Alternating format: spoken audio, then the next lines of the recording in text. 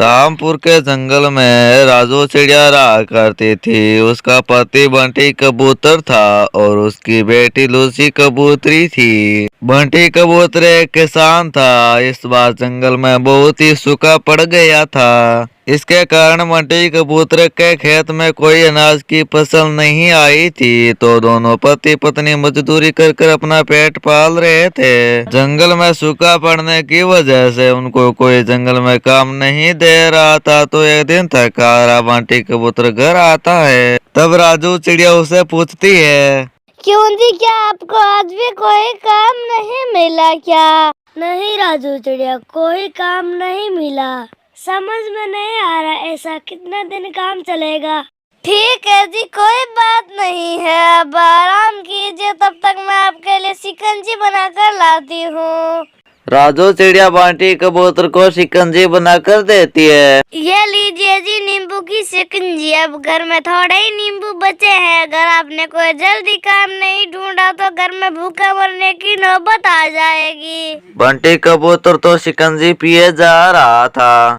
अरे अरे, सुनते हो जी, क्या हम अपने सुंदरी मौसी के घर चलते हैं? वो नदी के किनारे रहती है, वहाँ जाकर कोई काम धंधा करेंगे। आपको पता तो है कि लूसी कबूतरी भी अब बड़ी हो रही है। राजू चिड़िया और बंटी कबूतर अपने मौसी के घर जाते हैं। वहाँ पर अचानक राजू चिड़िया को देखकर सुंदरी कवि कहती है, अरे अरे राजू बिटिया, तुम अचानक हमारे जंगल क्यों आई हो? तुम्हारे गांव में ठीक ठाक तो है ना?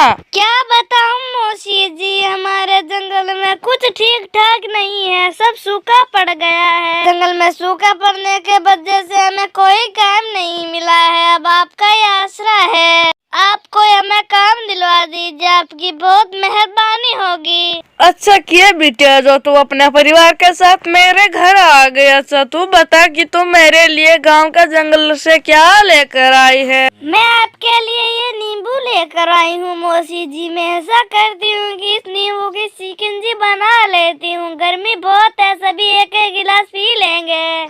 अच्छा बेटा, तू शिकंजी बनाकर लेकर आ जा। शिकंजी पिए बहुत दिन हो गए। राजू चिड़िया अंदर शिकंजी बनाने के लिए चली जाती है कि तभी सुंदरी कवि की पड़ोसन बबली कबूतरी वहाँ पर आती है।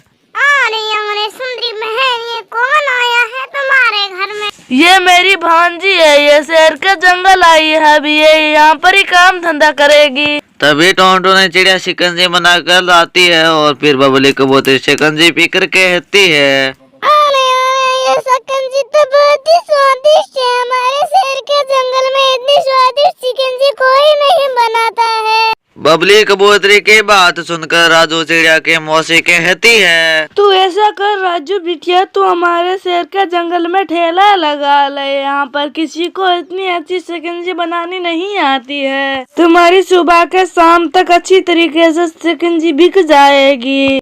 और फिर अगले ही दिन राजू चिड़िया शिकंजी का ठेला लगा लेती है। शिकंजी ले लो शिकंजी, अच्छी शिकंजी ले लो शिकंजी। नींबू सोडे से बनी शिकंजी, एक बार पियोगे तो बार बार आओगे। गर्मी में शिकंजी पी लो शिकंजी। राजू चिड़िया की आवाज सुनकर उसके ठेले पर हरी तोती आती है। अरे बहन जी, मुझे एक गिलास शिकंजी तो देना, देखती हूँ कि इसका स्वाद कैसा है। हरी तोती राजू चिड़िया की शिकंजी पीकर उसकी बहुत ही तारीफ करती है। क्या शिकंजी बनाई है? इतनी अच्छी शिकंजी मैंने कहाँ पर ही नहीं देखी। तो बहुत ही अच्छी शिकंजी बनाई है। तुम ऐसी शिकंजी पूरे गांव को पिलाओ तो बहुत ही तुम अच्छे खासे पैसे कमाने लगोगी। धीरे धीरे राजू चिड़िया की सारी शिकंजी बिक जाती है। धीरे धीरे टोंटो ने चिड़िया अच्छे खासे पैसे कमाने लग जाती है और फिर वह अपनी बेटी लूसी कबूतरी का भी एक अच्छे स्कूल में दाखिला करवा देती है। इस तरह से धीरे धीरे समय गुजरने लग जाता है और फिर बंटी कबूतर और राजू चिड़िया एक अच्छा घर बनवा लेते हैं। अब उन्हें किसी चीज की भी कमी नहीं थी और फिर सभी खुशी खुशी रहने लग जाते हैं। तो दोस्तों, ये थी आज की कहानी। आपको कैसे लगी हमें कमेंट कर जरूर बताएं। अगर आप हमारे चैनल पर नए हैं तो चैनल को सब्सक्राइब करना ना भूलें।